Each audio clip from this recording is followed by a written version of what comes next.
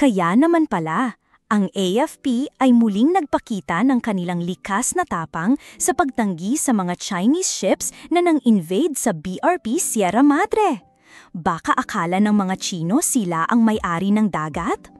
Ayon sa mga young guns na mga kongresista, parang superheroes in uniform, ang mga sundalo natin ang sagip sa ating karagatan. Sabi ni Rep. Paulo Ortega, sa pamumuno ni Gen. Romeo Browner Jr., ang ating mga sundalo ay parang mga bouncers ng ating soberanya at nakatayo kami sa kanilang likuran habang sila ay nagpapatrol. Sino ba ang sasagasa sa mga sundalo na nakabalot sa mga rubber boats, right? Ang BRP Sierra Madre na isang lumang barko mula sa World War II na nakadikit sa Ayungin Shoal ay pinangangasiwaan ng mga sundalong feeling hawa, habang ang mga Chinese ships ay tila may kasanayan sa larong pusa't baga, pero sa dagat. Sabi ni Kong Hun, ito ay isang paalala na may mga bangungot tayong inaasikasong interes. Ang AFP ay nagpadala ng malinaw na mensahe sa mga aggressors.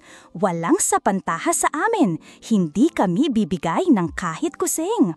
May isa pang kongresista na nagsabi, ang mga aksyon na ito ay hindi lang basta pagbabantay. Ito ay isang inspirasyon sa buong bansa. Kaya sabay-sabay tayong mag-chant, mga rubber boats ng AFP, tuloy ang laban.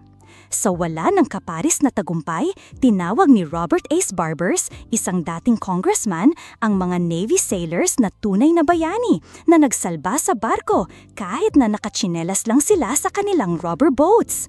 Di wow! Ang mga Chino, baka madapa sila sa kanilang sariling banggaan habang winawasa ang ating mga Coast Guard. Kaya sa huli, habang mga Chino ay abala sa pagpapalakas ng kanilang fleet, ang mga Pinoy ay abala sa pagiging tagapagtanggol ng kanilang sariling dagat. Tara, tapos na ang drama, magtayo ng barricade sa ating karagatan.